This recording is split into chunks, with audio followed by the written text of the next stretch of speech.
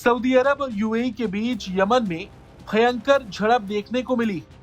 Saudi के लड़ाकू विमानों ने यूएई समर्थित साउथ ट्रांजिशनल काउंसिल के ठिकानों पर जोरदार हवाई हमले किए, जिसमें कम से कम 20 लोग मारे गए और दर्जनों लोग घायल हो गए। यह हमला तब हुआ जब सऊदी समर्थित यमन की सरकार ने यूएई को 24 घंटे का अल्टीमेटम दिया था। सऊदी के लड़ाकू विमानों ने अल खासा कैंप को निशाना बनाया और इसके बाद कई अन्य ठिकानों पर भी हमला किया।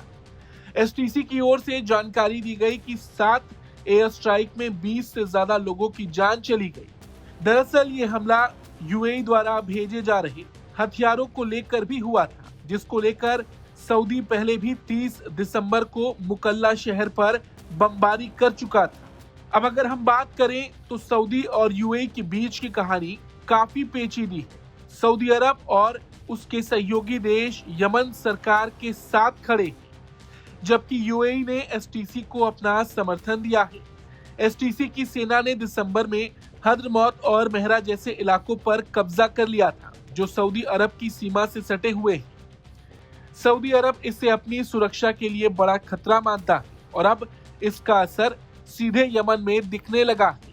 अब सऊदी गठबंधन ने हद्रमौत में सैन्य ठिकानों पर कब्जे करने के लिए शांति अभियान शुरू किया है, लेकिन सऊदी सैन्य सूत्रों का कहना है कि हम तब तक नहीं रुकेंगे जब तक एसटीसी इन इलाकों से पूरी तरह बाहर नहीं हो जाता।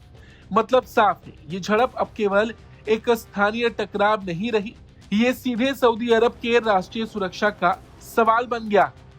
वहीं एसटीसी ने सऊदी अरब पर आरोप लगाया है कि वो मुस्लिम ब्रदरहुड और अल-कायदा मिलिशिया का इस्तेमाल कर रहे हैं और इस झड़प को 1994 की यमन गृह युद्ध जैसा बना दिया है। सिर्फ फर्क इतना है कि अब सऊदी की वायुसेना इसके पीछे।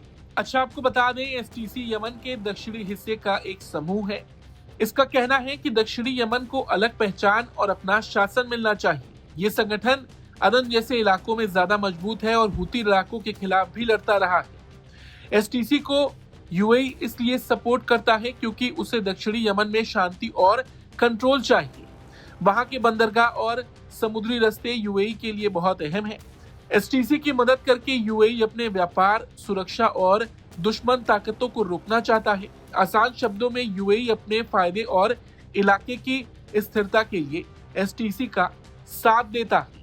और इन सब के बीच एक और बड़ा सवाल ये उठता है कि क्या यह हमला केवल सुरक्षा कारणों से किया गया है या फिर सऊदी और यूएई के बीच के राजनीतिक तनाव का असर यमन में दिखने लगा। दरअसल दोनों देशों के बीच पहले से ही रिश्ते काफी तनावपूर्ण रहे हैं, लेकिन अब ये पूरी तरह सामने आ गया। इस बीच यमन की सरकार ने यूएई से यमन छोड़ने की मांग की है और सऊदी ने एक बार फिर मुकल्ला पर हमला किया। हालांकि यूएई ने इन आरोपों को नकारते हुए कहा कि वो सऊदी अरब की सुरक्षा का पूरा सम्मान करता है। अब देखना होगा कि सऊदी और यूएई के बीच ये बढ़ती तकरार यमन के लिए क्या नतीजे लेकर आती और क्या ये झड़प इस इलाके के भविष्य को और भी जटिल बना देगी। इस खबर पर आपका क्या कुछ कहना है, कमेंट करके जरूर बताएं। Bureau report, Bharat.